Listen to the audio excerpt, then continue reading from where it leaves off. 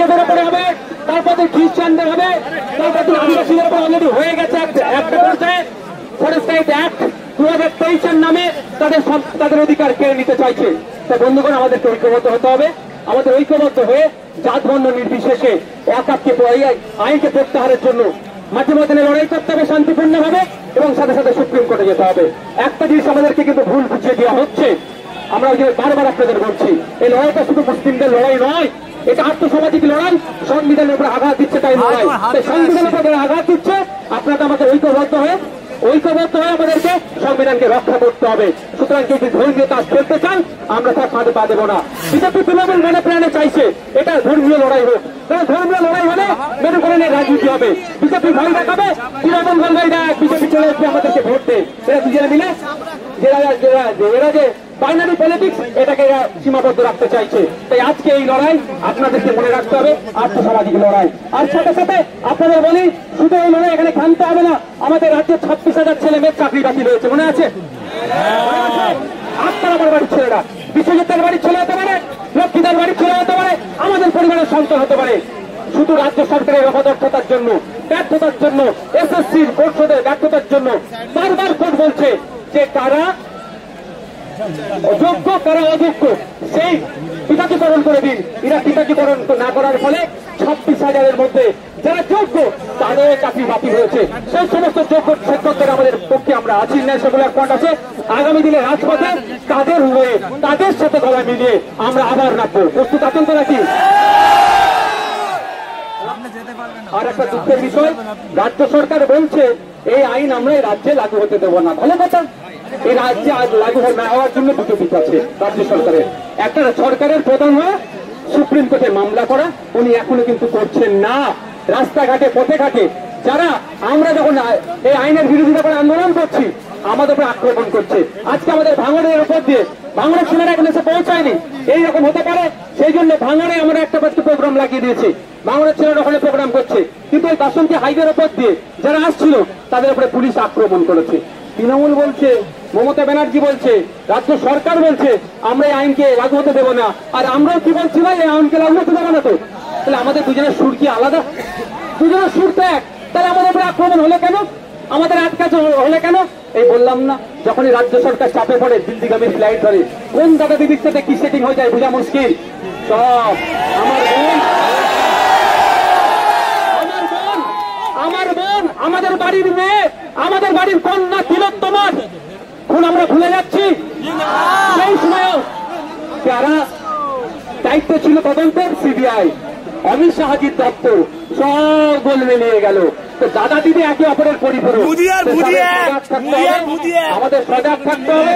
আমাদের আজকের আন্দোলন নয় এটা, আমাদের আন্দোলন প্রয়োজনে 6 মাস 1 বছর চালিয়ে যেতে হবে। তবে হ্যাঁ, গণতান্ত্রিক প্রক্রিয়ায় আমি এখানে আবারও বলছি, যেখানে শান্তিপূর্ণ আন্দোলন হবে না সেখানে আইএসএফ থাকবে না। যেখানে শান্তিপূর্ণ আন্দোলন হবে সেখানে আইএসএফ উপস্থিত থাকবে। রাজ্য আমাদের, দেশ আমাদের, এই আইন আমাদের, সংবিধান আমাদের, আমাদের জন্যই তৈরি হয়েছে। তাই সরকার জোর দেখিয়ে যদি কেউ সংবিধানের আইনকে পরিবর্তন করতে কেউ চায়, আমরা গণতান্ত্রিক প্রক্রিয়াতে, মাঠে ময়দানে থেকে গণতান্ত্রিক প্রক্রিয়াতে এবং কোর্টে গিয়ে, সুপ্রিম কোর্টে গিয়ে এই আইন পরিবর্তন করাবো। আর একটা কথা, সংবিধানের প্রণেতা, ড্রাফটিং কমিটির চেয়ারম্যান বাবা সাহেব আম্বেদকরের আজকে জন্মদিন। তিনি আমাদেরকে তার দায়িত্ব নিয়ে যে পৃথিবীর সর্ববৃহৎ লিখিত সংবিধান দিয়ে গেছে, সেই মহামানুষের আজকে জন্মদিন। আজকে আমাদের ইন্ডিয়ান সেকুলার ফ্রন্টের পক্ষ থেকে তাকে আমরা বিনম্র শ্রদ্ধা জানাচ্ছি এবং তার দেখানো পথকে, তার আদর্শকে, বিভিন্ন মানুষের যে মহামানুষের আদর্শকে নিয়ে আমরা এগিয়ে যাই, তাদের মধ্যে একজন হচ্ছে বাবা সাহেব আম্বেদকর। আপনাদের বলবো, সংবিধান বাড়িতে রাখুন, সংবিধান পড়ুন, আর্টিকেল গুলো দেখুন, অনুচ্ছেদ গুলো দেখুন, তাহলে আপনার অধিকার কেউ কেড়ে নিতে পারবে না। এটা যুক্তরাষ্ট্র যুক্তরাষ্ট্র পরিকাঠামোতে আঘাত দিচ্ছে। শুধুমাত্র মুসলিমদের অধিকার নয়, সংবিধানের উপর আঘাত দিচ্ছে, যুক্তরাষ্ট্র পরিকাঠামোর উপর আঘাত দিচ্ছে। এটা আমরা কোনোদিন মেনে নেব না। তাই আমাদের লক্ষ্য হবে সংবিধানকে বাঁচানোর জন্য, যুক্তরাষ্ট্রকে বাঁচানো, যুক্তরাষ্ট্র পরিকাঠামোকে বাঁচানোর জন্য আমাদের এই লড়াই একসাথে লড়তে হবে। আমি একটা কথা বলে শেষ করে দেবো, আমার পাশে কি আছে? বিশ্বজিৎ মাইতি। আমার কাছে কি আছে? লক্ষ্মীকান্ত হাসদা। আমার কাছে কি আছে? সাবির বাবু আছে, আমার পাশে পিয়ারুল আছে, আমার পাশে কুতুব ভাই আছে, আমাদের নাসির সাহেব, শাহাবুদ্দিন সিরাজি, আরো যারা আছে, আবার অনির্বাণ দা আছে, আরো নেতৃত্বরা আছে। তাপস দ্বারা সব মানে কোথায় ভিড়বার সাথে অনেকে উঠতে পারেনি। কেন এরা একসাথে আছে? যেটা মুসলমানদের সমস্যা হতো একসাথে থাকতো, সমস্যাটা দেশের, সমস্যাটা সংবিধানের আঘাত দিচ্ছে, তার জন্য একসাথে আছে। আপনারা এখানে আমাদের কর্মী সমর্থক ভিন্ন সম্প্রদায়ের আছে, মমতা ব্যানার্জি ওই জন্যই তো হয়। শুভেন্দু বাবু চাইছে এটাকে মুসলিমদের ইস্যু করে দিতে, আর আইএসএফ বলছে ভুল ইস্যু তৈরি করলে হয় তোমাকে আমরা বাইনারি আমরা খেলতে দেবো না। শুধু ইস্যু নয়, এটা নাগরিক ইস্যু। আগামী দিনে দেবত্ব সম্পত্তিগুলোকে এরা খাবে। আগামী দিনে এরা শিখ ভাইদের গুরুদ্বারাতে সম্পত্তি আছে লুটে নিতে পারে। আগামী দিনে চার্চের সম্পত্তিরা লুটে নিতে পারে। আমাদেরকে ঐক্যবদ্ধ হতে হবে, নিতে পারে। তাই বলবো আপনাদেরকে, আমাদেরকে সজাগ সতর্ক থাকতে হবে, কারো প্রয়োজনে পা দেবেন না। মনে আজকের মিছিল এখানেই আমাদের বাবা সাহেব আম্বেদকরের মূর্তিটি যাওয়ার কথা ছিল, কিন্তু সবই তো বুঝতে পারছেন সাফ হয়ে কামড়াচ্ছে, রোজা হয়ে ঝাড়ছে। বলছেন মহাকাশকে আটকাবো, কিন্তু এখানে আমাদেরকে আসতে দিচ্ছে না। যাক, সবার শেষে ভাই একটা অস্ত্র আমাদের কাছে রাখতে হবে। অস্ত্রটার নাম কি জানেন? অস্ত্রটার নাম কি বলুন তো? ডান্ডা লাগবে না, ডান্ডা লাগবে না। এইটাকে ঠিক করুন, এটাকে ঠিক করুন। কিন্তু দুর্ভাগ্যের বিষয়, এটা ঠিক করার জায়গাটা রাজ্য সরকার শেষ করে দিচ্ছে। শিক্ষা প্রতিষ্ঠান বন্ধ করে, স্কুলগুলোতে টিচার নেই, যদিও কিছু টিচার নিয়োগ হয়েছিল, করতে হবে। যোগ্যদেরকে স্কুলে পৌঁছাতে হবে, জঙ্গল জঙ্গল অধিকার ফিরিয়ে দিতে হবে।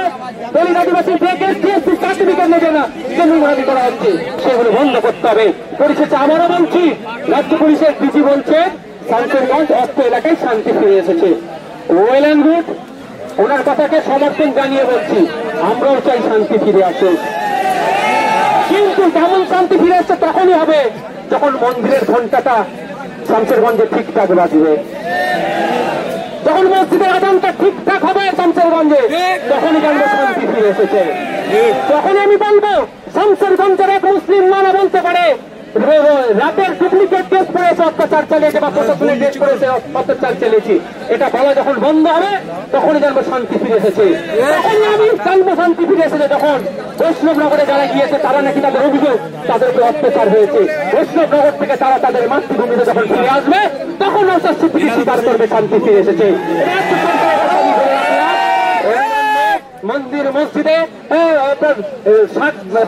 ঘন্টা থেকে আজান যাতে দ্রুত হয় তার ব্যবস্থা হোক, এবং সাথে সাথে আমাদের যার ভাইরা ক্ষতিগ্রস্ত হয়েছে রাজ্য সরকার দায়িত্ব নিয়ে তাদের ক্ষতিপূরণ করুক। কেন বললাম? গোয়েন্দা দপ্তর ব্যর্থ হয়েছে। নওশাদ সিদ্দিকীরা মিছিল করতে যাবে কোন রাস্তাতে?